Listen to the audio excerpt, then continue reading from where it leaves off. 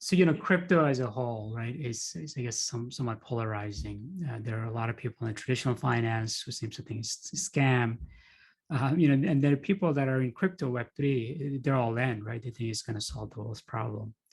And people like me, kind of in the middle, I think it's just a technology and it's evolving, right? So it'll continue to evolve. That's probably why a lot of the VC money is going in there, because it's new and they're investing more for the potential. I guess, why crypto, right? As opposed to just going the traditional route, like what made you to have a crypto focused solution?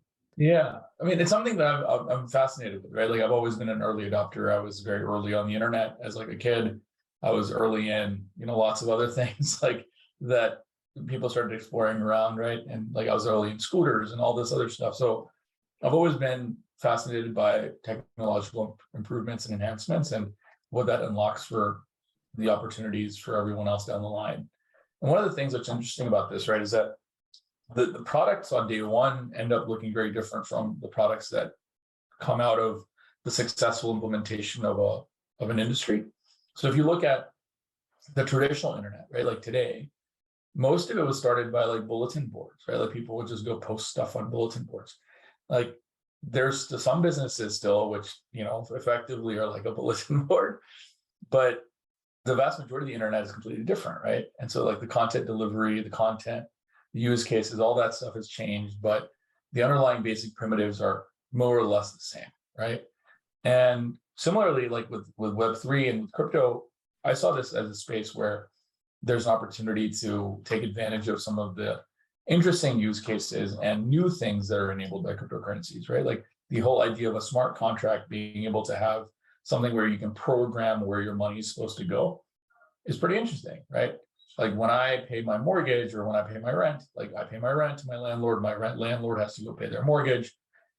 The mortgage person has to go pay the person that holds the mortgage paperwork, and then that person has to pay someone else. And at some point, like some institution eventually gets paid at the end, but there's a whole flow. And right now, all of that is manual, right? With a lot of what the technological improvements of what Web3 is enabling, I can see a world in which that payment can be automated to actually, I can send it and it automatically will go to whoever needs to get it at whatever time they're supposed to get it, right?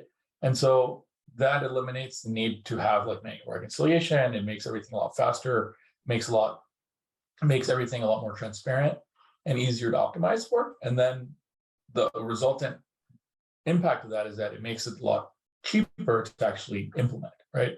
So we can see like a world not too far away where if we ended up with smart contracts and like regular dollars, we could, reduce the cost of like a mortgage for a consumer, reduce the cost of like interest on credit cards and things like that, because a lot of what you're paying for is like the manual work that people are doing. And if you can eliminate that and make it more automatic, that will drive a lower cost, right? And to the end user.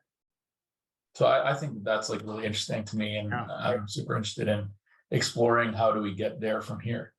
And I would add, I think Farooq before was saying how people confuse everything for the thing. So there's a lot of different narratives, but to me, and I think with Rain, one of the most exciting narratives of Web3 is the just composability of smart contracts and also the permissionlessness of smart contracts. So we never had to, building Rain, we never had to talk to anyone to interact with their smart contract to send money from one wallet to another, that we could just look at the code in the smart contract and build it out. Versus when we were building Sign and Wire, we had to get sign off from our third parties to like increase the limits. We had to get into these contract negotiations, all of these things that slow down innovation and make it harder for people to build new experiences and improve the whole thing.